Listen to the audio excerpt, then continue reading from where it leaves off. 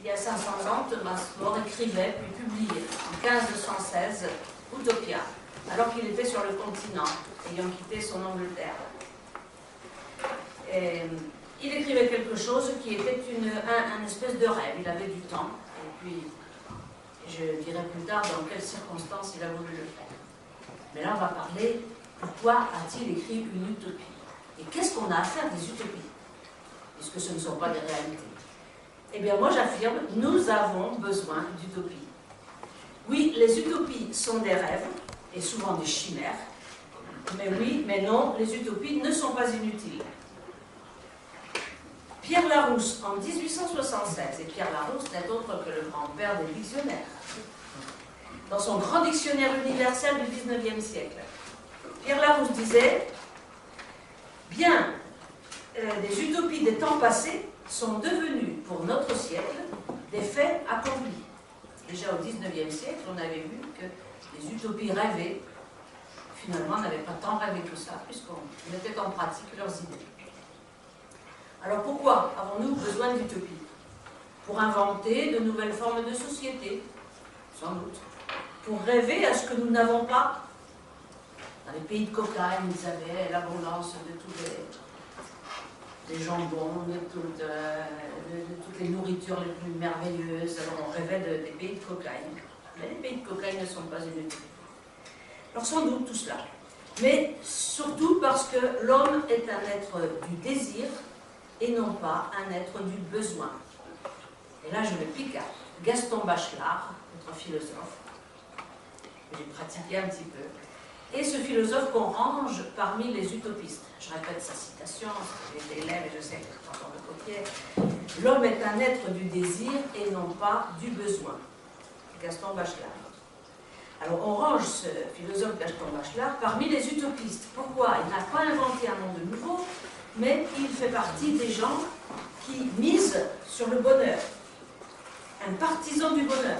Pas quelqu'un qui voit le verre à moitié vide, le voit plutôt à moitié plein. Alors, un utopiste est quelqu'un qui ose rêver d'un monde meilleur. S'il critique sa société, s'il critique l'égoïsme des humains, leur petitesse, leur manque de savoir-vivre, je veux dire de savoir bien vivre, eh bien, il tente en même temps, ce n'est pas une critique seule, il tente en même temps de donner quelques clés pour entrer dans un monde nouveau, une communauté plus belle, un endroit perdu peut-être, mais qui est devenu pays de cocaïne, grâce à l'effort de ses habitants. Si vous avez lu l'utopie, vous reconnaissez ça. On va dans un pays ingrat peut-être, situé très loin. La terre n'est pas fertile. Non, les jambons ne poussent pas tout seuls sur les arbres. Mais on s'applique à la cultiver. Et là, on a l'abondance et on vit bien. On est heureux de son travail et heureux du résultat. Et c'est souvent ça l'utopie. Un effort collectif pour arriver à un résultat qui rend tout le monde heureux. Je dirais que l'utopiste est quelqu'un qui veut croire en l'homme. Et cela décrit, à mon avis, Thomas More lorsqu'il a écrit Utopia. Inventant du même coup le nom, Utopia, le genre littéraire, une utopie, et laissant ouvert à l'imagination les rêves d'un monde idéal. Donc, je démontre en introduction que oui, on a besoin des utopies et à quoi servent les utopies. Parce qu'après Thomas More, s'il n'y a pas eu d'utopie avant, et donc ça c'est encore un sujet de débat, y a-t-il eu une utopie avant que le mot existe? Peut-il exister? Autre question philosophique, un objet dont le nom n'existait pas, un concept dont on n'a pas trouvé le nom. Une chose existe-t-elle avant qu'un mot ne la désigne? Donc pouvait-il y avoir des utopies avant que Thomas More invente le nom? Question, vous y réfléchissez, on en parle après. Revenons sur les circonstances de la composition de l'utopie. Une chose frappante est que Nicolas Machiavel, en Italie, se met à écrire en 1513 Le Prince, son traité. Son traité pour montrer aux grands de ce monde la meilleure manière de garder le pouvoir en régnant avec ruse et sans scrupule. Ça, c'est ma définition. M. Guiraud donnera peut-être une définition meilleure. Mais pendant que Thomas More disait aux plus grands « J'ai trouvé comment il faut régner, surtout ne soyez pas accordez des cadeaux ici, mais pas là. Faites attention à vos alliances, elles risquent de vous coûter cher après. Donc, le but était, les grands, garder le pouvoir. Moi, j'ai trouvé une technique, une stratégie, et je vous la conseille. Alors qu'il faisait ça, Thomas More, voilà, le voici, Thomas More songeait à une république idéale qui garantissait le bonheur de ses citoyens. Au lieu de voir comment les grands pouvaient garder le pouvoir, il basait sa réflexion sur l'homme qu'il voulait heureux dans sa société. Et là, c'est assez amusant de voir que les deux planchaient en même temps, chacun dans leur pays, mais à des buts différents, et que l'on pourrait comparer plus tard. Les humanistes de l'époque, qu'est-ce que sont les humanistes? Des savants qui ont eu le plaisir de redécouvrir les textes anciens. On était à une époque où on commençait à pouvoir faire circuler ses œuvres, faire circuler ses écrits, parce que l'imprimerie existait depuis peu, mais elle existait, depuis déjà 50 ans tout de même. Alors, on s'en donnait à cœur joie d'écrire et de pouvoir se faire publier. Auparavant, ça n'était pas le cas. Auparavant, il fallait copier les textes qu'on trouvait. Alors, un manuscrit valait très très cher. Il requérait peut-être 3 mois de copiage par un moine ou bien par vous-même. Hein, vous empruntiez un manuscrit à quelqu'un, et puis il comptait les jours avant que vous lui rendiez. Puis, voilà, j'ai le manuscrit de Lucrèce, par exemple. Ça avait été quelque chose de très important d'avoir redécouvert un auteur latin qui avait écrit des choses subversives. Et alors, on cherchait son manuscrit. Celui qui l'a trouvé, c'était un trésor. C'était pire que d'avoir des lingots d'or chez soi. Alors, on recopiait ça, et puis après, on pouvait le redonner pour que quelqu'un d'autre le copie. Bon, et les idées circulaient, on en parlait, mais il fallait avoir le manuscrit. Depuis, imaginez que depuis l'imprimerie, tout ça s'est libéré, tout le monde pouvait avoir accès à des livres, on payait, donc ça allait, c'était accessible. Donc tous les humanistes d'Italie au départ, et puis de toute l'Europe, se sont rués sur ces fameux manuscrits qu'on a retrouvés des anciens, des Grecs, des Latins, et puis ont pu les publier, les faire imprimer et les faire circuler. Donc on dirait que ils ont pu émettre leurs idées autour de tout cela. Le latin, bien sûr, était la langue internationale de l'Occident. Et l'on se déplaçait par toute l'Europe, non pas en TGV, mais à cheval, en chevauchant. La plupart des gens étaient de très bons cavaliers. Erasme écrivait sur son cheval. Il écrivait tout en chevauchant. Erasme n'arrêtait pas d'écrire. Il a écrit des bibliothèques entières. Franchement, il écrivait toujours des correspondances extraordinaires, des œuvres magnifiques, etc. Et il écrivait à son copain Thomas More, c'est pour ça qu'on les a mis à se regarder tous les deux. Et Thomas More de même, quand il devait se déplacer, ce qui était moins fréquent que pour Erasme, qui parcourait complètement l'Europe, Thomas More aussi pouvait écrire à cheval ou sans cheval tout de même. On a des traces de cela parce qu'il avait écrit des lettres à ses enfants. Impatient, il les donnait à quelqu'un d'autre qui repartait chez lui, vite porter les lettres. Donc voici les deux amis Erasme et More qui se retrouvent un jour sur le continent. Thomas More est envoyé en ambassade commerciale aux Pays-Bas. Il commence à avoir des responsabilités dans la cité de Londres et il négocie en latin pour le compte des merciers, des commerçants de Londres quand il est aux Pays-Bas. Le latin sert à l'anglais d'aujourd'hui, et sert comme l'anglais d'aujourd'hui, de langue internationale à l'époque. Et donc c'est pourquoi lui qui possède très bien le latin est un ambassadeur né pour négocier. Voilà qu'il est là-bas, les négociations s'éternisent, More a le mal du pays, il se met à écrire sa petite fantaisie, Utopia, en débattant avec son ami Erasme. Les copains se parlent en latin. Quelques années plus tôt, Erasme a adressé à More son œuvre appelée Encomium Moriae. Moriae Encomium. En latin, c'est comment on dit, qui veut dire l'éloge de la folie. Ou l'éloge de mort. Parce que Moriae, c'est un mot qui vient du grec, Morias, qui veut dire la folie. Mais ça ressemble à Morus, quand on le décline en latin. Donc, Encomium Moriae, c'est pas loin de vouloir dire l'éloge de mort. Mais comme mort est comme la folie, mort est un fou, etc. Donc il y a un jeu de mots, rien que dans le titre de l'éloge de la folie d'Erasme, qu'il dédie à son ami More, et puis dont il se moque à l'intérieur du livre. N'empêche que c'est une belle, c'est une espèce de trait de génie, puisqu'il part d'un mot grec qui n'est pas forcément connu de tout le monde. Si on avait dit éloge de la folie en latin, on aurait dit stultutia pour la folie, stultutiae pour le génitif. Et donc lui, il emploie un autre mot. Alors les gens peuvent se demander, donc seulement les savants peuvent décoder, ah, il parle de folie. Ça c'est important de le savoir là, pour Erasme, parce qu'on sent que More, enfin c'est ce que je prétends, que More va essayer d'imiter son ami Erasme. Alors cette œuvre satirique de l'éloge de la folie d'Erasme montre que la folie règne partout. C'est folie qui parle, et qui dit, ah oui, oui, moi je suis la reine partout, vous allez voir, même chez les papes, je suis en très très bonne compagnie, etc. Puisqu'il a un peu de temps, Thomas More, qui est entouré de son ami Pierre Gilles, ainsi que d'Erasme, et déchargé des obligations domestiques, eh bien, décide de répondre à Erasme par une œuvre semblablement inspirée. Tu critiques le monde, cher ami, je vais te montrer un pays idéal. Tu veux un pays qui soit bon, ben voilà. Alors les deux amis débattent, ainsi que Pierre Gilles. Cette image, elle est prise de l'Utopie de 1518, un texte original qui avait été abondamment qui a été bien illustré par Hans Holbein et son école.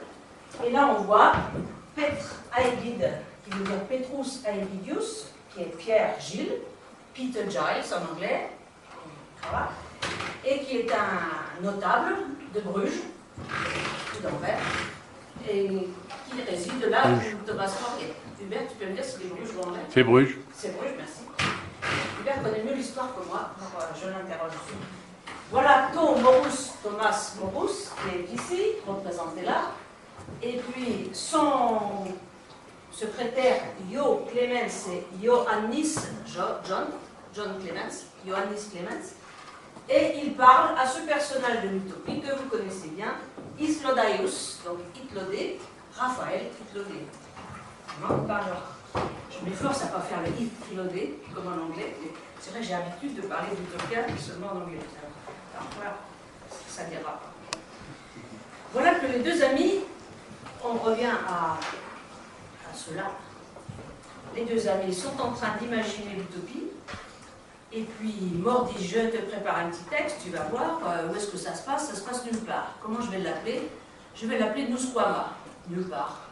Sans doute suggère Erasme. On pense que c'est Erasme qui tenait à Nusquama. Mais appelle-la Nusquama, un endroit qui s'appelle nulle part, c'est trop génial, etc. Bon.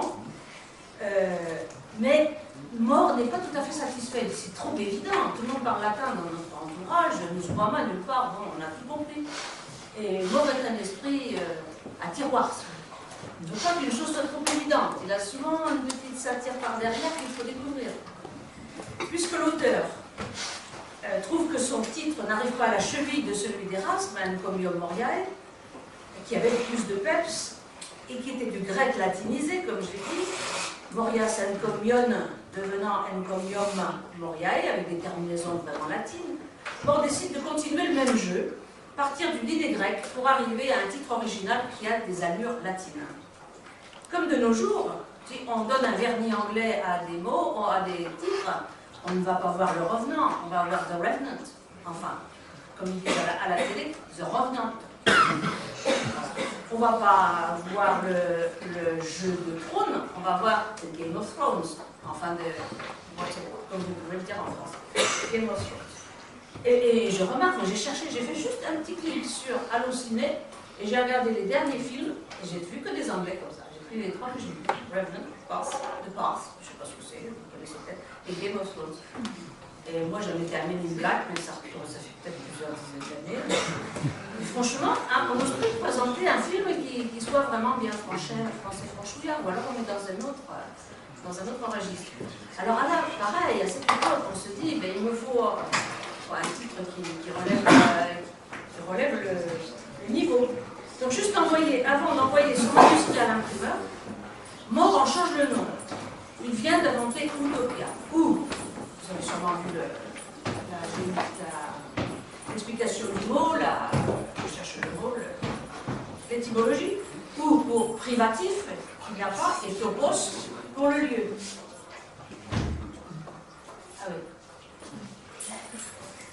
Donc il n'a pas de lieu, un endroit qui n'a pas de lieu. C'est pas tout le monde qui va décoder cela. À l'époque, on ne savait pas ce que ça voulait dire. Et le mot sonnait bien. On l'a refermé. On ne demande pas dans le son parce que... Mais le Cerbère est sympathique. Donc Utopia, ça sonne latin.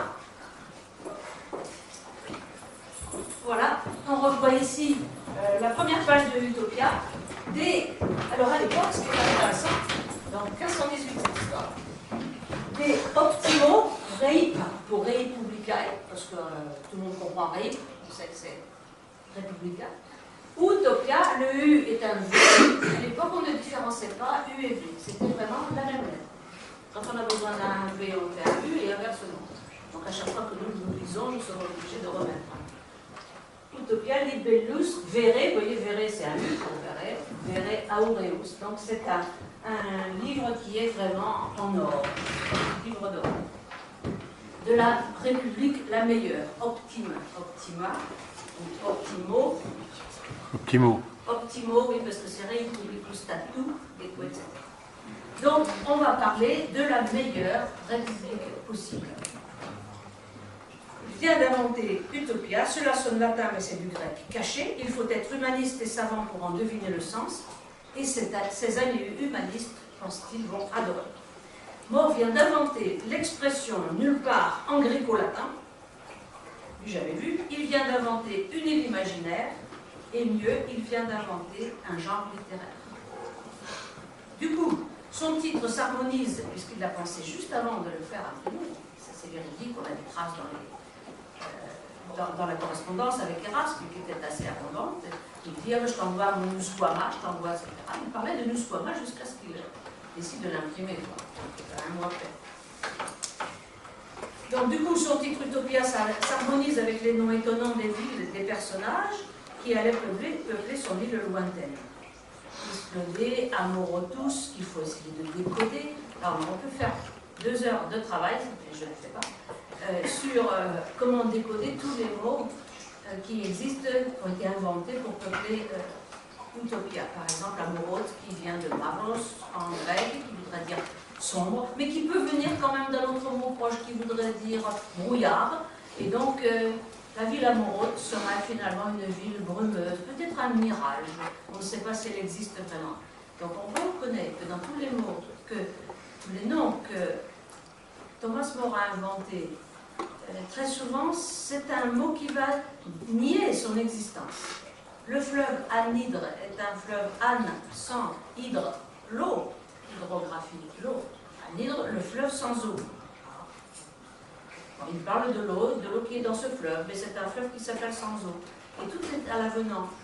Et donc, je vais continuer, parce que ça c'est intéressant. Mais je ne vais pas aller trop vite là-dessus.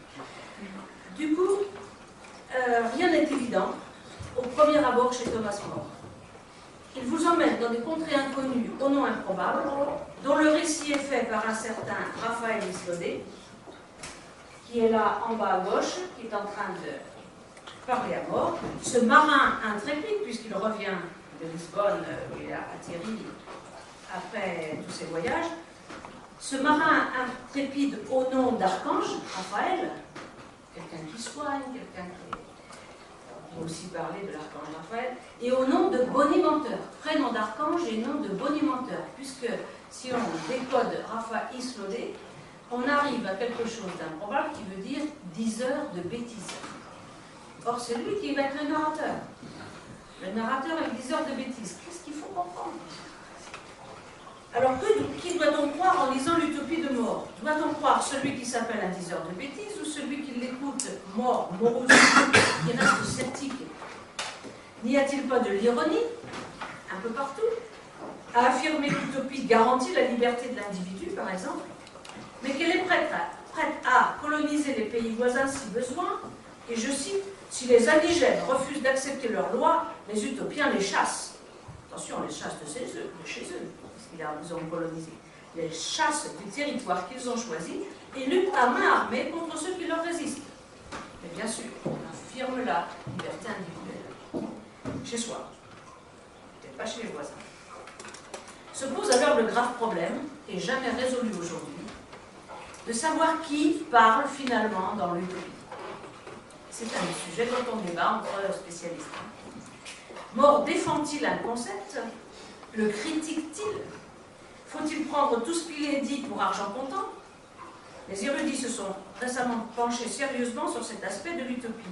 Nous avons une amie, Elizabeth McCutcheon, professeure à l'université de Hawaï, qui a apporté une partie de la réponse. Lorsqu'elle a découvert, après avoir travaillé sur le texte latin de Utopia, qu'elle parlait, elle ne parlait plus qu'en utilisant des litotes. Qu'est-ce qu'une litote? Vous savez? Oui, merci. En dire plus pour en dire moins. En dire plus pour en dire moins. C'est suggérer en quelque sorte. Suggérer, c'est nier le contraire de quelque chose. Ce n'est pas mal. On parle de pas mal, on dit ça n'est pas ça, donc moins par moins égale plus. Puisque ce n'est pas mal, c'est bien. Si on fait que de dire c'est pas mal, c'est pas laid, etc., le lecteur est quand même dans une confrontation avec le texte qui est un petit peu ardu, qui n'est pas aussi souple, aussi lisse que si le texte affirmait. Regardez comme c'est bien.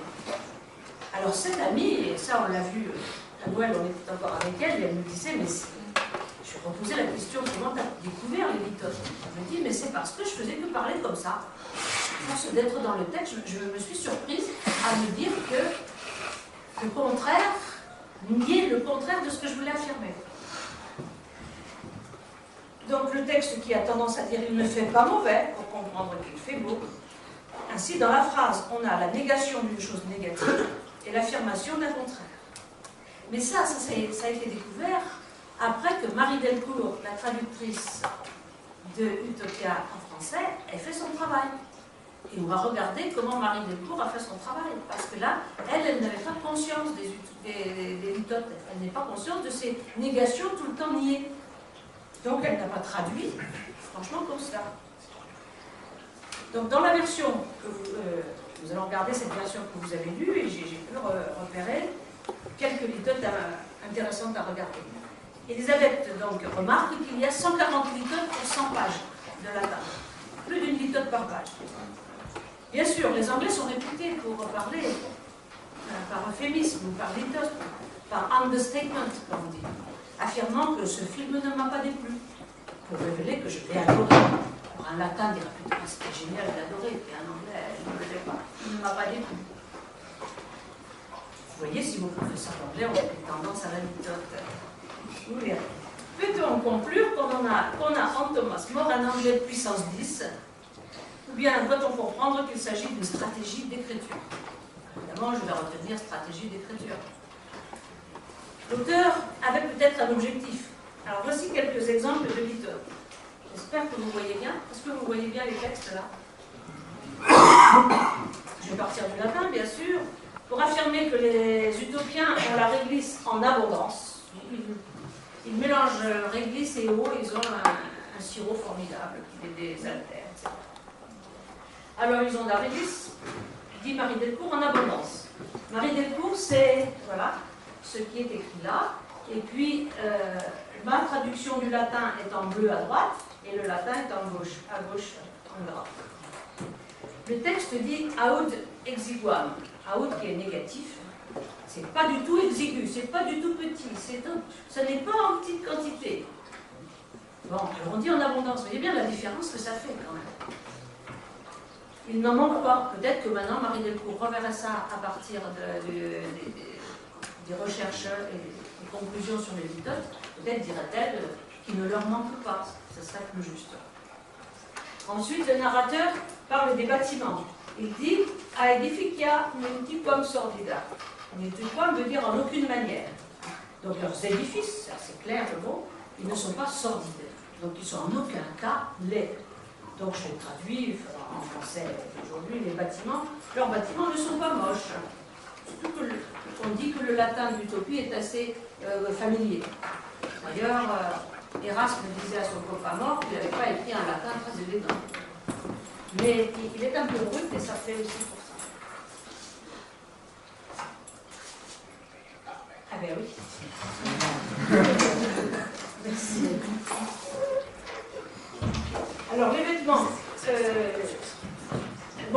pas moches, on avait dit, on trouve dans le texte les constructions en bonne apparence. Pour les vêtements, aide adoculum indecora. Ils ne sont pas laids à l'œil. Adoculum, à l'œil. Indecora, ne montre pas moche. Eh bien, Marie Delcourt dit ils sont plaisants à voir. Leur langue n'est pas dépourvue de mots, neque verborum in ops, ni sans charme à l'oreille, nec in sua luis auditu. Auditu, vous connaissez l'oreille. Alors, nec, négatif. In suavis, encore négatif. Deux négatifs ici. Deux négatifs ici. Deux négatifs là. Négatif et fidelior comparatif. Il n'y en a pas de plus fidèle pour interpréter l'âme. Donc je traduis. Elle n'est pas dépourvue de mots, leur langue. Elle nie sans charme à l'oreille. Il n'y en a pas de plus fidèle pour se faire l'interprète de l'âme. C'est vrai que ça fait lourd et que si on traduit toujours comme ça, peut-être qu'on ne va pas avoir un style génial. Donc Marie Delcourt a choisi un style facile, un style coulant, et qui est une belle traduction dans un sens, et elle a omis les litotes. Son vocabulaire, en effet, est riche, elle est harmonieuse, elle est faite comme aucune autre pour traduire les sentiments de l'âme. Alors, on est dans une utopie plus traditionnelle quand on lit la traduction de Delcourt, puisqu'on ne fait qu'affirmer que tout est magnifique. Vous repassez à l'utopie telle que Thomas More l'a écrite, et vous avez une utopie qui n'est pas si mal, n'est pas si mal, n'est pas si laide, etc. Et on a quand même une impression, si on lit le latin couramment, comme je ne le lis pas, hélas, eh bien que ça n'est pas tout à fait le même enthousiasme. Peut-être ça méritait d'être dit. Maintenant, l'effet de ces nombreuses litotes, qu'est-ce que ça fait si ça n'est pas aussi enthousiaste? Peut-être que ça sert à semer le doute dans l'esprit du lecteur. Une façon d'affirmer sans affirmer, comme si on évoquait un rêve et non pas une réalité, une idée saugrenue, ou bien est-ce une manière d'amuser le lecteur, de générer de l'ironie, ou bien de générer un commentaire inconscient, voire subliminal. Je n'oserais peut-être pas l'affirmer, on va poser la question. Donc cette indécision se retrouve à la fin du récit, parce que ça pose problème aussi. On ne sait pas si le personnage mort qui écoute le récit de Raphaël est vraiment convaincu à la fin. Pourtant, on peut dire que tout est merveilleux, que regardez par rapport à l'Angleterre, c'est incroyable comment ils vivent heureux. Mais à la fin, voilà ce que Thomas More dit.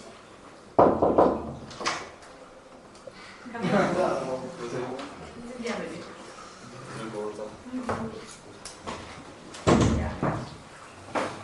J'arrive à la fin du récit.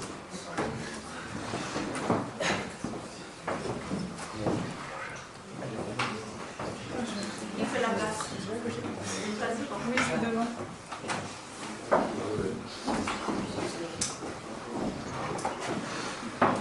Alors, je vais. À la fin du récit, on trouve 3 paragraphes avant la fin. Le sentiment du personnage mort. Telle fut la relation de Raphaël. Bien des choses me revenaient à l'esprit, qui dans les coutumes et les lois de ce peuple me semblaient des plus absurdes. J'avais l'impression qu'il allait quand même être assez content et approuver ce qu'il avait vu, et être enthousiaste et ébloui, eh bien, qui me paraissaient des plus absurdes dans leur façon de faire la guerre.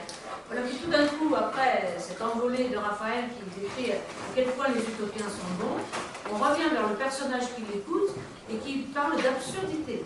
On va voir si en latin c'est bien l'absurdité, bien à ma foi, on trouve le mot absurdé, qui je pense est un adverbe, pas trop référence. Dans leur façon de faire la guerre, j'ai mis 3 petits points parce qu'on aurait pu citer encore Saint-Lucie, de faire la guerre, d'avoir des esclaves, de ceci, etc. Alors, je me posais la question, pourquoi ça se termine comme ça? Et la dernière phrase des dernières, c'est « Espérons que ce moment arrivera. Entre-temps, sans pouvoir donner mon adhésion à tout ce qu'a dit cet homme, très savant sans contredit, riche d'une particulière expérience des choses humaines, je reconnais bien volontiers qu'il y a dans la République utopienne bien des choses que je souhaiterais voir dans nos cités. » Et puis il termine avec cette phrase critique. On va essayer de décrypter. Optarium viribus quam sperarim. Je le souhaite plutôt que je ne l'espère. Donc je me suis ruée sur mon dictionnaire latin Gaffio en me disant, pardon, pourquoi il y a deux verbes qui veulent dire espérer ou souhaiter. Alors, je vois qu'optarim, optare, est à peu près l'équivalent de sperare, que sperare est décrit comme plus poétique, pas vraiment différent. Qu'est-ce que ça veut dire tout ça? Bon alors, je vois qu'à travers la traduction, chaque traducteur essaie de faire ce qu'il peut avec ça. Je l'espère plus que je le souhaite plus que je l'espère. On ne sait pas dans quel sens, donc on peut penser quand même qu'il va d'abord souhaiter, parce que il va penser que c'est bien, et puis espérer, c'est-à-dire qu'il ne va pas s'y attendre. Alors en anglais, on aura expect. Et souvent, c'est traduit par I wish for it, but I don't expect it. Je n'attends pas à ce que ça ait lieu. Eh bien, je vais vous laisser sur cette idée à débattre. Qu'est-ce que vous pensez de cette fin de l'utopie? Livre dont je conclue par un livre sans clôture d'un livre, un livre non fermé, un livre sans clôture, un livre ouvert, et donc un livre ouvert à vous à décoder.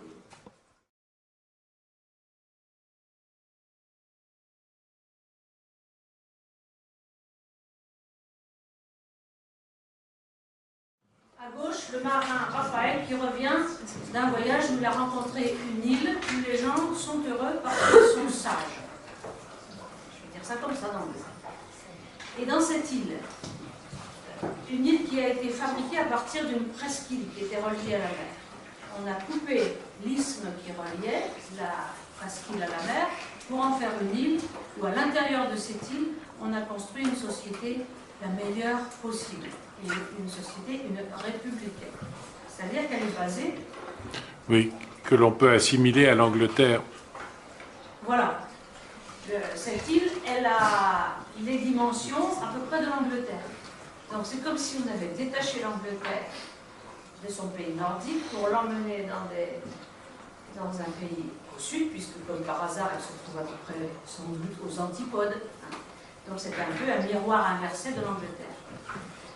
On y a construit dans cette île la ville principale, Amorote, et qui est toute blanche, toute jolie, où les maisons n'ont jamais de porte qui ferme à clé. On pousse la maison à la porte et on rentre dedans. Et on a une quarantaine de villes semblables. Je ne sais plus le nom exactement. Mais toutes les villes sont à peu près semblables à la belle ville qu'on a trouvée. Et les gens vivent dans une société égalitaire, mais tout de même hiérarchisée. Mais on essaie d'apporter à chacun les mêmes droits. Sur quoi guidez-moi pour que je continue sur la façon dont ils vivent, en famille. Les familles, on regroupe les familles en tribus, si vous voulez. Et chaque tribu de famille, une trentaine de familles, a à sa tête un filard ou un syphorant, ça fait deux noms en plus pour la même personne, et qui va s'occuper d'apporter le ravitaillement à la famille, et qui va, donc, on va dire que tout le monde vit avec tout ce dont il a besoin. Mais tout le monde doit aller travailler. Il n'y a pas des gens qui se reposent sur le travail des autres. Chacun participe. Mais chacun ne travaille que 6 heures par jour. 3 heures le matin, 3 heures l'après-midi. Ce qui est une révolution. À l'époque, comme disait Larousse, on voit des choses qui maintenant étaient des utopies qui sont devenues réalité. Mais là-bas, tout le monde a du travail. Et personne n'est payé. Car l'argent ne circule pas. On a abandonné l'idée d'argent. C'est la communauté qui donne tout ce qu'il faut à tout le monde. On va chercher les vêtements au magasin de vêtements et tout le monde s'habille pareil, avec des vêtements blancs, en laine, qui viennent des moutons, mais la laine n'a pas été trafiquée, donc tout le monde est habillé de façon simple, mais élégante, comme on a dit ici, qui ne sont pas moches, qui ne sont pas allés à l'œil. Donc la société vit comme cela, de façon semblable, heureuses parce qu'ils sont en communauté presque toujours. Les enfants quand même vivent en général avec leurs parents. Mais s'il y a des familles trop grandes, eh bien, on distribue les enfants pour qu'il y ait une espèce d'égalité après. Et puis si les villes sont trop grosses quelque part, eh bien, il y a des gens qui peuvent aller voir des villes qui sont moins peuplées. Et chacun va faire quelques années à la campagne pour apprendre le travail des champs. Parce qu'il faut que tout le monde participe à toutes sortes de travail. On laisse sa maison de la ville, on va à la maison des champs, et puis quand on revient, eh bien, on retrouve une maison en ville, etc. Il y a un échange qui se fait dans la bonne entente. Personne ne tient vraiment à une propriété, il n'y a pas de propriété. Donc pas de propriété privée, pas d'argent, et même on dénigre le métal précieux qui est l'or, qui est l'argent. Alors l'or, les chefs utopiens, il y a eu un chef dans le temps qui avait inventé une utopie qui s'appelle l'utopus, eh bien, on trouvait de l'or et le garde et le thésaurise pour pouvoir négocier avec les voisins, avec d'autres pays s'ils ont besoin de rançons, d'acheter des choses, d'acheter des mercenaires, etc. Mais chez eux, ils ont dénigré l'or, à tel point qu'ils en font des pots de chambre. Les pots de chambre sont en or. Comme c'est lié aux excréments, c'est pas forcément valorisant, hein, et bien on pense que l'or c'est quand même quelque chose de vil. Donc le vil or. On en fait aussi des chaînes pour les esclaves. Ceux qui vous laissent entendre qu'il y a des esclaves en utopie. Quand on va à la guerre et qu'on ramène les prisonniers, on peut les garder chez soi comme esclaves, c'est-à-dire qu'on peut les enchaîner et on leur fait faire tous les travaux déplaisants. Par exemple, les travaux de boucherie, parce qu'on mange quand même de la viande, ça n'est pas l'époque où on était végétarien, c'est pas dans l'air du temps. Donc on pouvait manger des animaux, mais il fallait bien les tuer, et on les tuait en dehors des villes, et c'était le travail des esclaves. Donc c'est une société égalitaire qui a néanmoins des esclaves. Les esclaves sont des gens donc, attachés aux gens libres, à qui on a parfois coupé l'oreille, comme ça on voit très bien qu'ils sont esclaves, bien qu'en leur reconnaissance, et parfois ils les enlevaient leur chaîne en or. Donc l'or est dénigré, et on en fait aussi des jouets pour les enfants. Donc les enfants jouent avec des petites choses qui brillent, parce qu'ils sont attirés, ils sont enfants, ils ne savent pas que l'or ne vaut rien. Donc naturellement, ils vont vers des choses qui brillent. Et quand des gens arrivent de l'étranger couverts d'or pour montrer qu'ils sont puissants, eh bien on s'en moque. Les enfants, les premiers, se moquent beaucoup. Regarde, le monsieur, il est tout doré, ça veut dire qu'il est encore un gamin, etc. Comme si, je ne sais pas, je vais dire, Barack Obama arrivait déguisé en Mickey. Quoi. Vous imaginez ce qu'on penserait. C'est un peu pas ça, c'est vraiment un peu pas ça. Donc, une société sans monnaie, une société qui nie la valeur de l'or pour pouvoir mieux s'en servir en tant que monnaie d'échange à l'étranger. Et puis après, une société basée sur des lois très peu nombreuses pour que tout le monde les comprenne. Et on accorde une liberté importante au bonheur personnel. Et c'est là que notre société, peut-être, serait en désaccord. Les gens ont le droit de choisir le métier qu'ils aiment. Il paraît que c'est une liberté énorme. Et s'ils sont intellectuels, ils peuvent vouloir travailler que dans les études. Mais s'ils préfèrent travailler la terre ou être menuisier, etc., bien entendu. Comme ils ne travaillent que 6 heures par jour, on leur laisse plein de temps libre. Et le temps libre à quoi l'occupe-t-il? Eh bien, ils ont le choix d'aller vers les études ou de faire autre chose, de continuer leur métier, etc. Et ils s'amusent à des jeux d'échecs, des jeux de ce type-là, mais pas des jeux d'argent, il n'y a pas d'argent. Hasard. Pas des jeux subversifs.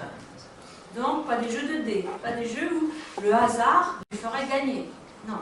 Si on doit gagner quelque chose, il faut que ce soit la providence qui vous donne ce surplus. Et ça ne sera pas le hasard. Il y a une forte dénigrement aussi de fortuna, le fait que le hasard puisse régler la vie de quelqu'un. Il faut que ce soit la raison et la sagesse qui le fassent. Pourrais-je oublier? Alors, les choses qui choquent, qui ont choqué très très tôt, c'est que quand un couple se marie, eh bien, s'ils voient qu'ils ne s'entendent pas au bout de quelque temps, ils peuvent demander à leur supérieur le droit de se séparer. Ils n'ont pas des caractères compatibles, ils croyaient ça. Pourtant, ils se sont venus, ce qui est aussi quelque chose d'extraordinaire. Oui, il y a une matrone qui amène la femme nue devant le monsieur qui va l'épouser, enfin qui pourra l'épouser s'il est d'accord. C'est tourné, etc. Bien sûr, mais il y a quelqu'un qui... Même chose, un ancien va amener le jeune homme devant la femme pour qu'elle voit s'il lui plaît. Et là, peut-être, bon, c'est énorme cette histoire. Bon. Et c'est tout, si ça ne va pas, quand même, on peut aussi rompre les liens du mariage. Et puis, si on est très malade et qu'on voit qu'on ne peut pas s'en sortir et qu'on n'y arrivera jamais à guérir, à mourir guéri, à guérir et à arrêter ses souffrances, eh bien, on a le droit de demander à mourir. Donc, l'euthanasie ainsi que le divorce sont admis en utopie. Il y a 500 ans de cela. Pas étonnant, peut-être, enfin, je ne peux pas parler à votre place, mais c'est la société. Était-on d'accord à l'époque pour admettre ces choses?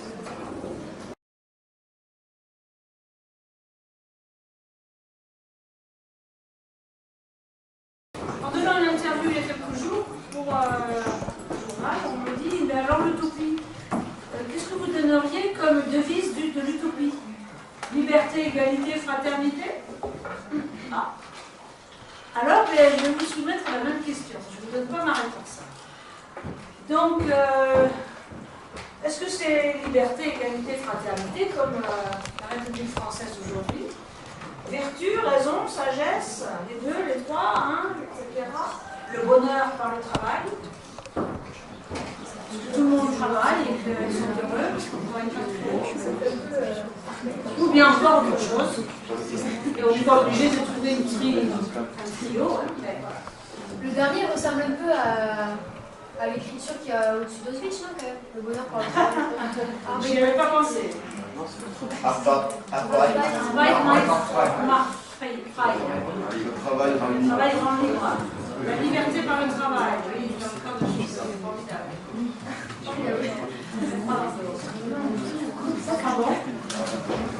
Adapté à une culture, je pense au début. Merci pour votre intervention.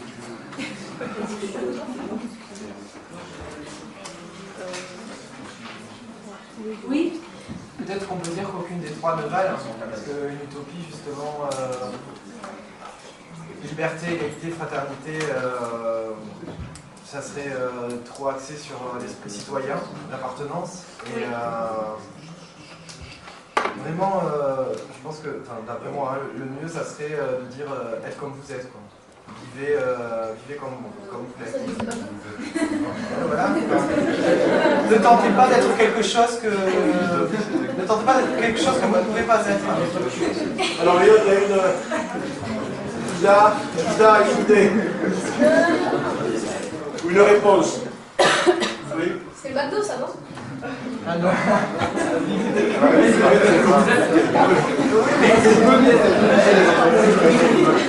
Franchement, c'est plus dur. Soyez tel que vous êtes.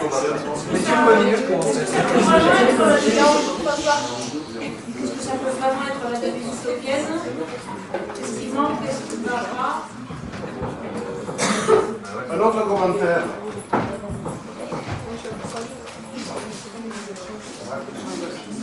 Vous affirmez une liberté quand vous dites ça. Oui, mais je me semblait qu'il fallait que tout le monde soit pareil, donc ça peut vraiment pas vraiment ce que les solaires. Et le problème, oui, c'est ça. On essaie d'avoir quand même une espèce d'uniformité dans l'égalité, mais on ne va pas rechercher l'extravagance en utopie. Donc, tel que vous êtes, il faudrait quand même que vous rentriez dans le rang. Il y a un petit peu cette idée. Je n'ai pas de solution. Sachez que vous n'êtes pas en train de chercher ma solution. Mais toute proposition est sujette à débat. Nino, vous avez une... Non. Non, mais en fait, elle me faisait part qu'en utopie, il n'y avait aucune explication. Pas qu'il n'y en avait aucune, mais qu'il Je n'y en avait n'entends pas. Redites-moi, monsieur. En fait, on discutait de la liberté en utopie. Oui. Et finalement, est-ce vraiment une utopie s'il n'y a pas de liberté? C'est vrai, hein? C'est vrai, je suis...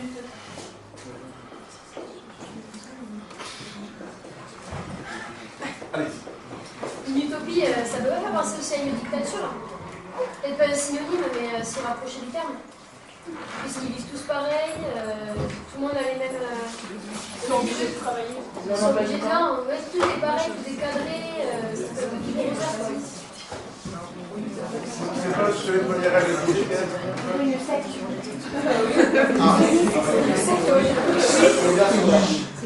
On pensait avec les tribunaux hier, c'était un peu comme une secte, tout le monde était pareil, tout le monde avait la même idéologie en fait. Donc, du coup, ce serait peut-être se plier un peu à une société sans peut-être être d'accord.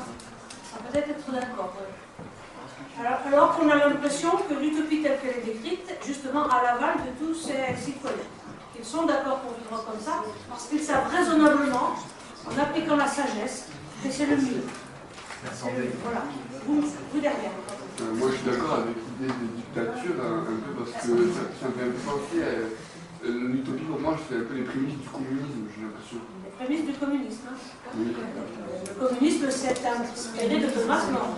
Oui, je trouve que c'est un peu comme un institutionnel sectaire, un peu fermé,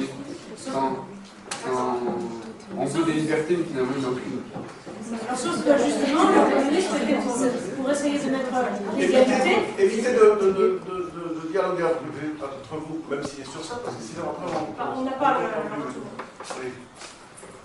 Je dirais quand même que le communisme avait une ambition positive de vouloir le bien du peuple et de chacun et de donner un espace de liberté à l'intérieur d'un cadre. C'est ce que Thomas More essaie de faire ici. C'est ce que l'utopie essaie de faire. Ce cadre rend les gens heureux parce qu'il leur donne des libertés fondamentales. Et on ne va pas les rendre esclaves s'ils n'ont rien fait.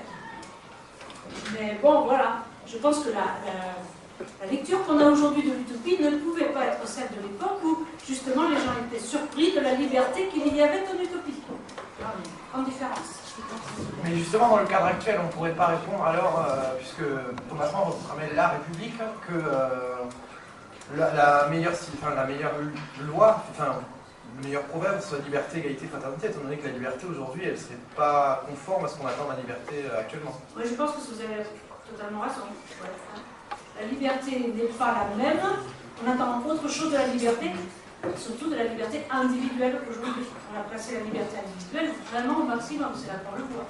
En 1978, André Prévost, qui a traduit l'utopie en français, après Marie Delcourt, après celle-ci, a affirmé, je suis tombée dessus par hasard l'autre jour, après avoir discuté de devise, et il affirmait que c'était ça.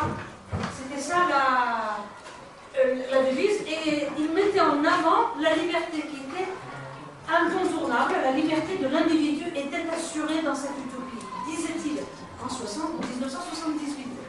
Pour moi, ça paraît pas si loin, pour vous sans doute plus, mais déjà, on se dit qu'en quelques 40 années, quelque chose comme ça, et ça a déjà vraiment évolué. On attend beaucoup plus de liberté individuelle aujourd'hui qu'on en attendait à l'époque. Est-ce que la réaction ne dépend pas aussi de la génération? Effectivement, parce que votre génération, je vais relancer la grande guerre entre les vieux et les jeunes. J'assume. Mais voilà, est-ce qu'on a la même définition de la liberté? Est-ce que pour vous la liberté, c'est pas fait ce qu'on voudra? Voilà. Je veux maintenant, je le sais, pas envie, je ne sais pas. Par rapport à une autre liberté avec plus de recul que l'adulte peut avoir, que vous aurez plus tard, mais que vous ne pourrez pas. Je voudrais dire. Non, mais il y a une responsabilité vis-à-vis des jeunes, des enfants, de son rôle dans la société, on ne l'oublie jamais. Mais il y a des lois elles sont peu nombreuses pour qu'elles soient lisibles et connues, pour réprimer quand même tout débordement. À l'intérieur de cela, on s'estime libre. C'est l'idée qu'on voulait passer et faire passer à l'époque, c'est certain. Je pense que personne à l'époque n'avait pensé qu'il y avait un enregimentement de la population utopienne. Je ne crois pas. Maintenant, c'est ce qu'on voit, effectivement. Surtout si on est moins âgé que moi. Finalement, si on voulait modifier proverbe vivez tel que vous êtes, ça serait vivre pour la société, finalement. Ah, d'accord. Après, tout se à dire. Et trouvez-vous qu'au moment où ils acceptent de vivre pour la société, ils abandonnent une partie de leur liberté personnelle? Une partie même de leur identité. De leur identité. Intéressant. Ça me fait penser au poème, les terminales, on fait le poème de Rodin, qui aime bien aussi Gisèle. Ah oui. En fait, on lui demande d'être un citoyen parfait en faisant ce qu'on lui dit.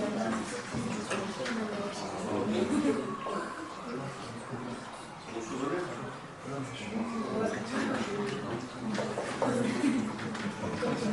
C'est assez congruent, peut-être en français. Congruent, oui. C'est assez congruent, ça marche assez bien, c'est cohérent avec ce que le personnage de Thomas More, qui a toujours, en tant qu'homme d'État, prôné l'oubli de soi-même pour le bien de la société. Le bien commun vient avant. Et si le bien commun est respecté, chacun devra être heureux. Maintenant, chacun peut être, aujourd'hui notamment, des exigences plus personnelles et qui vont à l'encontre du bien commun. Ça, c'est excellent. Mais on ne cherche pas à atteindre le bonheur en utopie. Et donc, il faut définir si le bonheur est accessible et par le travail, c'est pas sûr. C'est vrai. C'est vrai aussi, ça. Bien vu. On cherche le bonheur en utopie. C'est vraiment la République qui va essayer de montrer le bonheur accessible, pour une fois. À vous. Oui, moi je suis d'accord, parce que le travail à la base, c'est pas quelque chose de réjouissant. Forcément, on est obligé de le faire. Et donc, si on doit faire ça pour atteindre une utopie, d'une certaine manière, on n'a pas de liberté. On n'est pas libre de travailler ou pas. C'est ça. Parce qu'on pose comme point de départ que le bonheur et le travail n'est pas forcément quelque chose de réjouissant.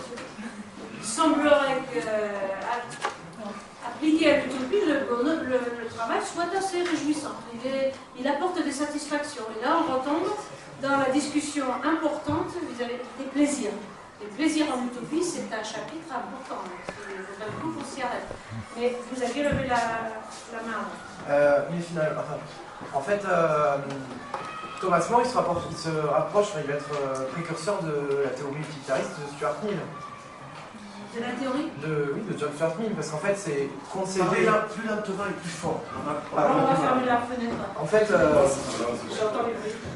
en fait, si vous voulez, je pensais qu'il était précurseur de la théorie utilitariste, en fait, finalement. Puisque on sacrifie notre bonheur personnel pour le bonheur de la société. Mais finalement, est-ce que le bonheur de la société arrivera à combler ce que l'on perd, nous, dans notre bonheur personnel? Monsieur. Vous pouvez répondre à cela? Non.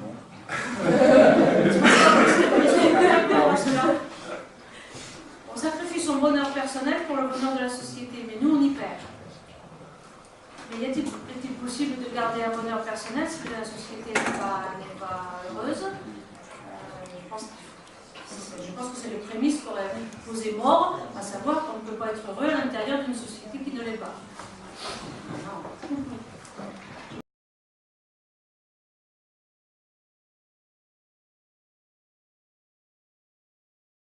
Nous continuons avec vous. C'est une religion. Il y a... Ah, c'est vraiment intéressant ça. Il y a des religions possibles en utopie. Il y en a une recommandée, mais il y a des religions. On dit que chacun, comme le Christ n'est pas arrivé, ils n'ont pas eu l'évangile. Ils ne savent pas que ça existait. Alors là-bas, ils ont déjà une prémisse. Ils se disent que de toute façon, il y a un être suprême, il y a des êtres suprêmes, où il y a le soleil, des forces suprêmes. Et donc chacun a fait sa religion. Et ils acceptent que les religions cohabitent et que même on défend de chacun sa religion auprès des autres pour montrer qu'elle est meilleure. Mais on ne va pas jusqu'à créer un désordre public. Tant qu'on peut essayer de convaincre son voisin que nous on a tout compris et qu'on sait comment ça va finir après, on est bon. Et tant qu'on ne nie pas l'immortalité de l'âme. Car s'il nie l'immortalité de l'âme, ça veut dire qu'il range les humains au rang d'animaux, et à ce moment-là, non, on n'en fait pas en utopie, et ils sont punis. Donc, dès qu'on n'est pas, si on n'est pas athée, qu'on affirme l'immortalité de l'âme, on peut croire un peu comme on veut. C'est vraiment, vraiment novateur à l'époque. Et encore plus quand on sait que juste après 1516, et en 1517, Luther va afficher ses thèses sur l'église de Wittenberg et décider que lui va vivre son christianisme autrement et sans le pape. Je fais un peu simple, un peu ramassé, c'est pas exactement comme ça au départ, mais ça finit comme ça. Et que moi, dit Luther, je suis assez grand pour comprendre les lettres, la Bible tout seul, et je n'ai pas besoin de prêtres qui me disent ce que ça veut dire. Et que je vais traduire la Bible dans la langue du peuple, et que le peuple pourra se débrouiller avec ça, avoir sa religion tout seul chez soi. Le fait de traduire la Bible dans la langue vulgaire, dans sa langue, était considéré comme une faute et était passible d'hérésie, était considéré comme hérésie. Lire la Bible en anglais ou en français, c'était hérétique. Il fallait obligatoirement lire en anglais, c'est-à-dire qu'il y avait une élite. Il y avait une élite qui pouvait la lire pour pouvoir l'expliquer aux autres. Voilà. Donc après, on commençait à se faire l'idée que ce serait bien qu'elle soit traduite. Et More traduisait pas mal de passages pour illustrer ses écrits. Il traduisait donc en anglais. Mais quand il s'est agi d'avoir une vraie traduction donc allemande avec Luther, puis anglaise avec William Tyndale, eh bien, ces gens-là ont été considérés comme hérétiques. Parce que d'abord, ils n'ont pas traduit les mots comme on s'attendait, comme on les traduisait habituellement. Par exemple, le mot prêtre est devenu ancien chez Tyndale. Comment il y a fait de prêtre avec des anciens, parce qu'ils ne pouvaient pas reconnaître le côté sacré du prêtre. Et puis, etc. Il y avait plus d'églises, des congrégations, enfin, c'est un autre débat, mais ça c'était très important. C'est arrivé juste après que Thomas More ait écrit qu'il était possible d'avoir une tolérance religieuse. Et quelques années après, on se brûlait les uns les autres, parce qu'on était hérétiques. Au départ, c'est d'abord les catholiques qui brûlaient les protestants. Puis quand les protestants ont pris le dessus en Angleterre, pour faire simple encore une fois, eh bien, ce sont les catholiques qu'on a mis au bûcher ou à qui on a coupé la tête. Donc Thomas More lui-même s'est fait couper la tête parce qu'il n'a pas voulu renoncer à l'Église catholique romaine.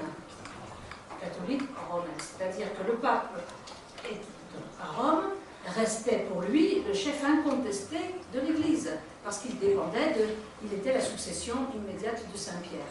Saint-Pierre à qui Jésus-Christ avait donné les clés de son Église. Donc il dit, bon, les papes ont beau être fiefs et coquins, parce qu'il y a eu des papes insupportables, des papes qui vraiment péchaient de façon très évidente.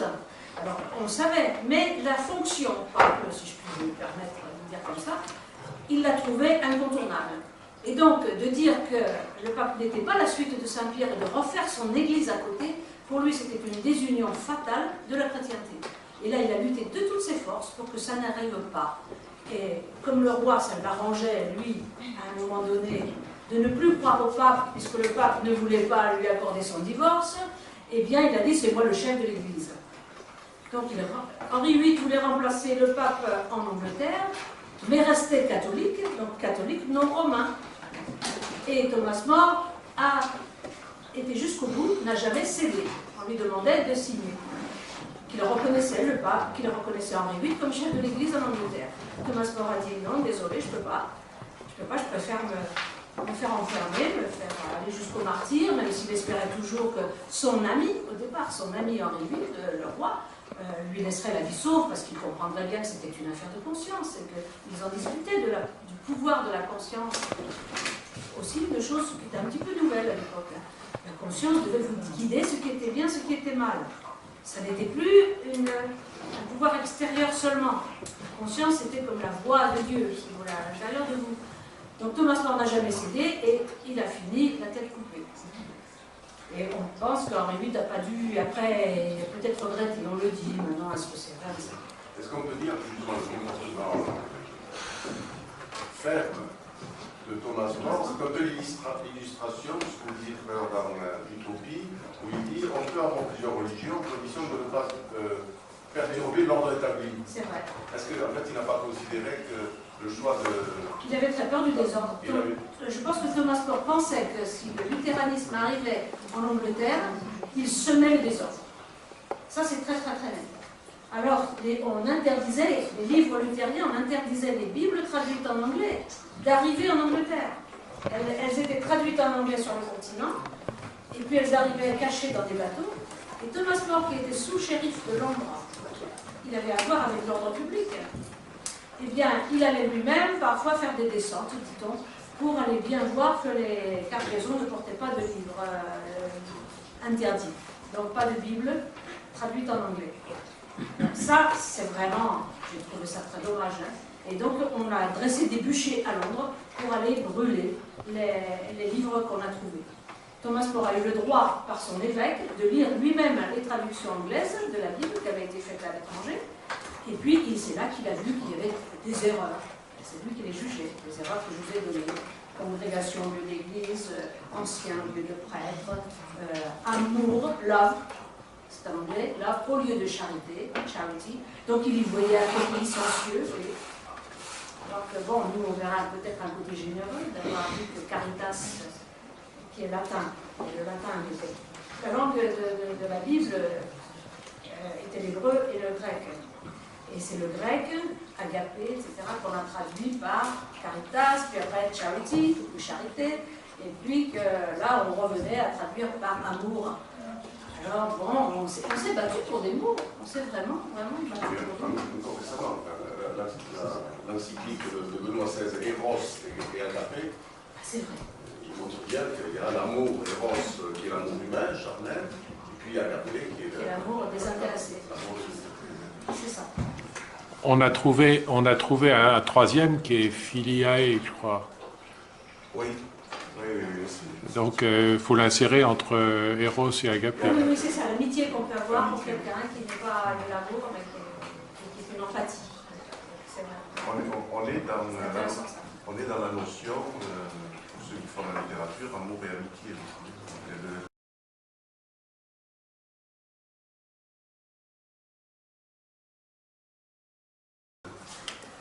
Je voulais dire par rapport à ce que vous disiez tout à l'heure, pensez-vous que si Thomas More avait signé l'acte d'Henri VIII, il serait tout de même célèbre à l'heure? C'est une très bonne question. Je pense qu'il serait très célèbre pour son utopie et qu'il aurait été célèbre plus rapidement à cause de l'utopie, parce qu'il reste un savant et un auteur qui a été mis sous le boisseau, qui a été un petit peu caché parce qu'il était ce salaud de catholique. Excusez-moi, c'était ça. À l'époque, après l'Angleterre est devenue extrêmement anglicane et rejetait les catholiques, qu'elle a tués sous Élisabeth Ier, Jacques Ier, etc. Et donc les catholiques avaient mauvaise presse. C'était les traîtres, ils n'avaient pas obéi au roi. Alors si évidemment on ne peut pas refaire l'histoire, et vous me demandez quelque chose de très difficile, mais il est possible qu'effectivement ça aurait été un humaniste avant d'être un saint. Il n'aurait pas été martyr, ça aurait été un autre personnage, c'est vrai. Peut-être moins célèbre chez les catholiques et plus universel. Maintenant, il redevient universel, mais il a toujours à ses basques collé cette histoire qu'il a trahi son roi et puis qu'il a lutté contre les luthériens, oui, et qu'il était un petit peu violent vis-à-vis de ça. Il s'est acharné contre ceux qui ne pensaient pas pareil, alors que dans son utopie, il avait prôné la tolérance. La tolérance et la punition, la place de la punition, de la sanction. Ça, c'est très important. Moi, je vois More, après avoir réfléchi longtemps, comme un moraliste. C'est-à-dire quelqu'un qui met l'accent sur la bonne conduite et l'évitement du péché. Et si on ne se conduit pas bien, la punition doit intervenir. Elle est salutaire, elle est nécessaire. La punition, elle vous empêche. Il punissait les luthériens de leur vivant pour que les luthériens se convertissent à la bonne religion, ce qu'il estimait la bonne religion, qui pourrait au moins leur sauver leur âme après la mort. Et je pense que très sincèrement, ce n'était pas un méchant, c'était un doux, c'était évidemment, il l'a dit plusieurs fois, mais on disait de lui, mais il ne pouvait pas supporter qu'une âme s'en aille et s'en aille vers Satan. Et pour lui, il y avait une façon d'aller au ciel qu'elle n'avait pas vue. Et d'aller dans l'hérésie, l'hérésie était quelque chose de très grave à cette époque. Alors que le mot hérésie vient d'un mot grec qui veut dire le choix. Vous avez fait un choix différent. C'est vraiment aujourd'hui, dans notre conception de la liberté individuelle, quelque chose qui serait revendiqué avant tout. Moi, c'est mon choix de C'est ça. Eh bien non, ce choix-là était un choix contre la vérité. Et donc, il fallait essayer de convertir quelqu'un et de le faire revenir dans le droit chemin. Et on voit ça tout le temps. Donc la punition était quelque chose de salutaire, puisque qui aime bien châtie bien. On châtiait pour te châtier, pour te sauver. Puis si tu es tellement renégat, la deuxième fois, tu retournes à ton vomi, je cite, tu retournes à ton vomi, eh bien tu en meurs. Ça te regarde et tu perds ton âme et tu meurs pour l'éternité. C'était sa conception. C'est une conception extrêmement médiévale qui voit une conception que j'appelle binaire. Si c'est ça, si c'est pas ça, c'est le contraire. Et je pense que Thomas More, très souvent, je le prends en défaut de voir les choses, les vices, les vertus. Il n'y a pas de mi-chemin, il n'y a pas de chemin médian. À vous. Justement, je rebondis sur la question de la punition. Vous parliez justement qu'il fallait punir les comportements déviants, mais justement, qui exerce cette autorité dans Utopia finalement? Parce que, étant donné que Utopia vise à normaliser finalement l'individu, qui pourrait se surestimer finalement de l'individu banal pour avoir l'autorité et pouvoir punir finalement un individu? Il y a un Sénat en Utopie. On élit. Et tout se fait par le peuple, parce que le peuple élit ces philarques qui eux-mêmes élisent le Sénat. Et donc, chaque groupe d'individus en famille est en famille plus grande, 30 familles, qui ont quelqu'un à leur tête, et ces gens-là, après, font une élite sage, puisque chaque fois on pense à cela, et on a choisi les meilleurs pour faire un Sénat qui va se réunir et qui va délibérer sur les cas. Donc, il y a cette hiérarchie. Oui, continuez. Mais alors du coup, est-ce qu'ils se soustraignent aux règles d'Utopia finalement? Sûrement pas. Ah non, parce que dans le Sénat, je ne sais pas si je le retrouverai. Vous allez m'aider peut-être. Parce que si quelqu'un du Sénat n'est plus d'accord, les autres... Ah, il y a une chose qui va être bien, qui est le frère. Je ne sais pas trop comment on punit un sénateur qui ne serait plus un bon sénateur. Je ne sais pas, c'est ce qui est envisagé. Mais ce qui est envisagé, c'est que quand chacun veut proposer une proposition de loi, ou veut proposer un changement, eh bien, il va le dire, mais on ne délibère pas avant 2 jours. On laisse l'idée séjourner dans sa tête, on n'est pas sénateur pour rien, et puis on se dit que comme ça, on ne va pas régler les choses à la va-vite, sous l'effet de l'émotion immédiate. Donc il y a cette idée qui... Beaucoup de procédures sont prévues pour éviter justement les mauvais jugements, les mauvaises décisions. Donc il y a une forme de sagesse et de prudence. Prudence était une vertu qu'on a beaucoup attribuée à Thomas More et qu'on représente par le serpent. Chez nous, ça fait très bonne recette. Il est prudent, donc le serpent, vous voyez, c'est bon. Mais à l'époque, c'était une vraie vertu. Quelqu'un qui avait pu penser à l'avance et mort, qu'il avait fini la tête coupée, a montré beaucoup de prudence en ne parlant jamais, en gardant le silence sur ses intentions et en espérant comme cela repousser la décision fatale où on aurait dit vous avez trahi par cette parole. Et cette parole, elle était contre le roi, donc vous aurez la tête coupée. Il n'a jamais rien dit contre le roi. Il a toujours gardé silence, même devant sa famille, pour que la famille ne puisse pas dire « je sais qu'il m'a dit ça ». Mais en fait, un certain Richard Rich, à la fin, a déclaré lui-même que Thomas More lui avait bien dit qu'on n'avait pas le droit de mettre le roi, d'élire le roi ou de choisir le roi comme chef de l'Église. Alors, là, Thomas More a été plus court, je n'ai jamais rien dit, je n'avais pas dit cela, donc on ne devrait pas me punir pour mon silence. En tant que juriste, il savait qu'un silence n'était pas coupable. Eh bien, comme quelqu'un a affirmé sous serment qu'il avait dit quelque chose qu'il n'avait pas dit, il a été jugé coupable de ça. De toute façon, on avait dit oui, même s'il ne l'a pas dit, parce que tout le monde savait que Richard Rich n'était pas très fiable quand même. Même si on lui avait donné des grandes charges d'État assez élevées, eh bien, on a dit oui, mais maintenant on va considérer qu'un silence obstiné, c'est quand même une trahison.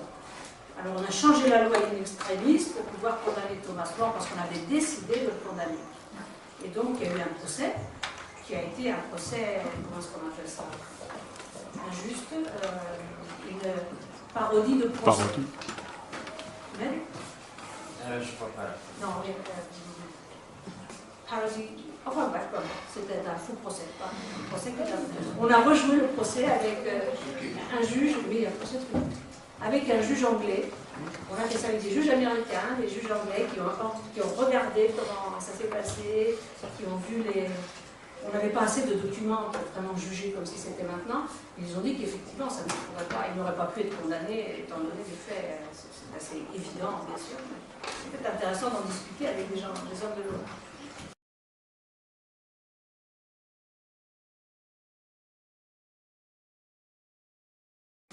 Parlez-nous de l'humour de Thomas More. Ah oui, on oublie souvent que Thomas More est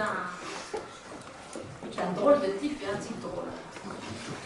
C'est quelqu'un qui aimait les farces et qui parfois faisait des canulars aux uns aux autres et qui a beaucoup écrit aussi en se moquant. Donc son humour, il était souvent un homme joyeux, dit-on, et qui ne pouvait pas résister à un bon mot. Il y a des gens qui en prenaient alors musette parce que justement ils les mettaient un petit peu en boîte. Et forcément, quand on est mis en boîte par quelqu'un, on est toujours très heureux de cela.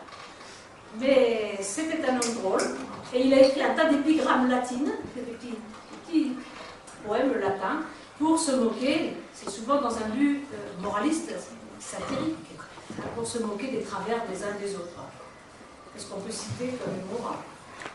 Ces derniers moments. Ah oui, quand les biographes de l'époque ont dit que, oh oui, mais il était tellement plein d'humour qu'il n'a même pas pu s'empêcher de se moquer, de rire, de donner un bon mot avant de mourir. Il est monté sur, quand il a vu l'échafaud, qui était un peu brinque-ballant, parce qu'on mettait un échafaud quand on avait quelqu'un à tuer, mais on le démontait après pour faire de la place. Alors, bon, l'échafaud, il sort de sa cellule après 17 mois de fatigue, bien sûr, et d'isolement. Il n'est que l'ombre de lui-même, en plus il souffrait du problème cardiaque. Il voit cet échafaud attrapé, il a dit, s'il vous plaît, pouvez-vous m'aider à monter? Pour la descente, je me débrouillerai tout seul. Alors ça, c'est resté vraiment dans les mémoires. On peut vous le dire en anglais. Non, je ne me rappelle plus vraiment. Il est pas. Et puis, au moment de poser sa tête sur le billot, il n'était pas rasé. Il avait laissé pousser sa barbe tout le temps de son enfermement, de son emprisonnement. Et il a dit, attendez un peu, il faut que je range ma barbe. Il l'a rangée devant, parce qu'il dit, elle n'a pas trahi. Donc, vous n'avez pas de raison de la couper. Ce genre d'humour, évidemment, c'est l'humour noir, mais bon. Et ça a été très très souvent. Très souvent qu'il s'exprimait d'une façon assez imagée, aussi sur, justement, je ne veux pas accrocher mon âme épinglée, disait-il, pin my soul on the back of a sheep. Alors, je n'épinglerai pas mon âme au dos d'un mouton qui allait suivre le chemin attendu par le roi, pour risquer de le perdre après et de me faire damner à cause de ça. Donc c'est bien confortable d'avoir son âme accrochée, mais bon. C'est une façon de s'exprimer qui me revient à l'esprit. En prison aussi, où le capitaine de la prison lui doit oui, aussi, c'est vrai. si ça va, et il dit, mais si oui, c'est ça. Il donne les règles, et il lui dit, mais si vous n'êtes pas content de moi, vous pouvez toujours me renvoyer. Oui, mettez-moi dehors si vous n'êtes pas content de moi. Donc il est emprisonné. Enfin, oui, ça lui vient à l'esprit.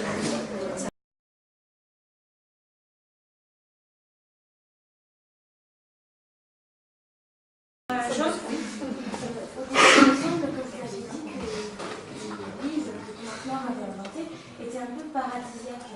Mais si tout est suggéré, ce serait pas plutôt une île qui paraît plutôt normale et ses habitants en fait se contentent de sa normalité, enfin. Ah mais complètement. Justement d'être normal. Vous avez tout compris. C'est une île absolument normale qui n'a rien de paradisiaque. Et ils ont su eux-mêmes, une terre pas très fertile, en faire quelque chose qui les rendait parce que par leur travail, qui rendait en abondance, hein, ils avaient des récoltes excédentaires, donc ils allaient les donner à leurs voisins. Et puis, c'est ça. Et on peut voir, j'ai écrit une chose que j'avais appelée les portes étroites de l'utopie. La porte étroite montre que c'est pas facile à rentrer, et je dis qu'on est heureux une fois rentré, mais ça n'est pas si facile. Il faut bien travailler, il faut bien se conduire, et à ce moment-là, tout le monde est content. Il faut faire l'effort de pouvoir être heureux comme ça. Et après, on fait les fêtes ensemble. On a des fêtes au début de chaque mois, à la fin de chaque mois, et à la fin des années, etc. aussi. On fait les fêtes ensemble, et on est heureux de s'amuser. On s'amuse raisonnablement, bien sûr. Donc finalement, ça serait le bonheur par le travail, non? Moi, je pense aussi que c'est pas mal. Le bonheur par le travail, c'est pas mal. Mais ça c'est un peu décevant, non? Vraiment, en fait, on attend de l'utopie quelque chose de merveilleux. Oui. Et tandis que là, l'utopie que nous délivre Thomas More, c'est plutôt l'utopie par l'idéologie communiste. Oui. Peut-être. Monsieur Caro? Je ne veux pas monopoliser la parole, mais en fait, parce que More s'inspire quand même d'Aristote et on distingue le travail et l'exercice. Ah oui. Donc bon, le travail aujourd'hui, c'est une contrainte, le boulot, c'est une contrainte, mais donc, par exemple, durant le temps libre qui est consacré à la culture de l'esprit, il s'agit, et même dans le travail manuel, il s'agit d'exercer ces potentialités qui permettent l'épanouissement de soi, de devenir ce qu'on est, de libérer sa créativité. Il s'agit d'un exercice par lequel on devient soi-même. Ça n'est pas un travail, pour ça c'est une contrainte. Voilà. Et donc, avec cette distinction, hein, c'est une distinction importante qu'on a chez Aristote. Je vais faire une piètre illustration de ça. On en parlait avec Mme Philippot. On est tous pressés de prendre sa retraite. Et en même temps, on est angoissé d'arrêter son travail. Je veux dire, tous les collègues, par exemple, qui prennent la retraite, ils disent la même chose, ils disent alors, tout l'anglais que j'ai pratiqué, c'est pas des choses anglais. Alors on est content de dire, voilà, je vais être presque toujours en vacances. Mais en même temps, l'exercice, entre guillemets, de notre art, qui est une discipline, on ne va plus la pratiquer. Mais le travail et le... C'est vrai. C'est vrai, je pense qu'il ne faut pas penser le travail comme un paxon en utopie. Ça n'est jamais présenté comme cela. C'est présenté comme quelque chose de plutôt positif. On est content de servir. Et ils réaffirment tout le temps l'importance du plaisir. Et ils discutent du plaisir. Ils ont plaisir à discuter. À discuter du plaisir. Et on définit certains plaisirs. On dit que c'est le moteur de l'activité humaine. Le plaisir est à la base peut-être du travail, l'exercice, à la base de leur société. Et donc, ils le définissent et ils l'appliquent. Il y a plusieurs passages qui disent qu'il y a les plaisirs qui sont la négation de la souffrance. Bon, ça va pas très loin, mais c'est déjà ça. Et par exemple, manger, on n'a plus faim, donc on est heureux pour cela. Même on peut avoir un plaisir positif, l'absorption des aliments crée un plaisir, etc.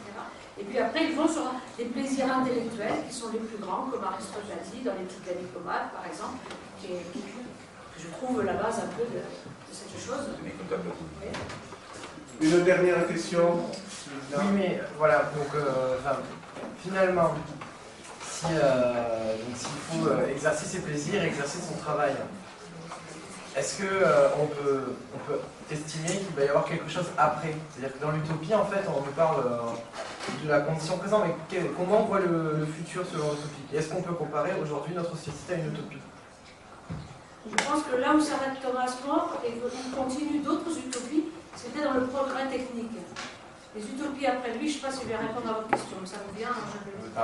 Il y a Francis Bacon qui a pensé que après ces utopies-là, basées sur la raison et peut-être un retour des choses régulier, parce que je ne pense pas que Thomas More imaginait que des progrès allaient venir pour améliorer encore le sort des hommes. Je ne sais pas. Mais d'autres après lui ont vu que les progrès techniques arrivaient. Déjà, comme Thomas More, on pouvait voyager un peu plus au-delà des mers, etc. C'était quand même un peu nouveau. On avait découvert le nouveau monde. Et après, Francis Bacon, au XVIIe siècle, alors c'était les découvertes agronomiques, les découvertes de machines. On se faisait des machines et c'était parti pour le progrès technologique vit encore maintenant dans la société. Oui. Juste donc, la constitution d'Utopie propose donc un fonctionnement quand même immuable. On n'est pas il n'y a pas un cours de l'histoire avec un cours historique. C'est quand même. Donc il pense que ça peut continuer, s'améliorer. Mais la question du sens de l'histoire encore, elle ne se pose pas encore à cette époque. Non, c'est ça. On se rend compte qu'effectivement, c'est vraiment bien ce que vous proposez, parce qu'on voit le sens de l'histoire pas encore assis et pour pouvoir anticiper un progrès dans l'avenir. Moi, ce que je pensais au départ quand je vous ai entendu, c'était après la mort. Mort est habité de la vie au paradis dans tous ses écrits. Il est très petit, quoi. Il est sur Terre pour vivre peut-être le mieux possible, mais le mieux, le plus raisonnablement, le plus justement possible, afin de jouir du bonheur qu'on a après la mort. Très important pour lui. C'est comme ça que je l'ai compris, moi, le personnage. Prêt à aller jusqu'à la mort et à se sacrifier pour pouvoir avoir le vrai bonheur qui n'est qu'après. Et dans les dernières lettres qu'il écrit avant sa mort, il est déjà dans le Saint des Saints avec Jésus-Christ qui le prend sur ses dieux, je ne sais plus, qui le fait danser sur ses genoux comme s'il était revenu un petit bébé dans les bras de son père. C'est assez émouvant. Maintenant, ceux qui n'y croient pas disent oh là, c'est pathétique cette histoire. Dies Natalis, le jour de la naissance. Ah oui? Il est appelé le jour de la naissance. Je crois qu'on peut remercier Mme Filippo pour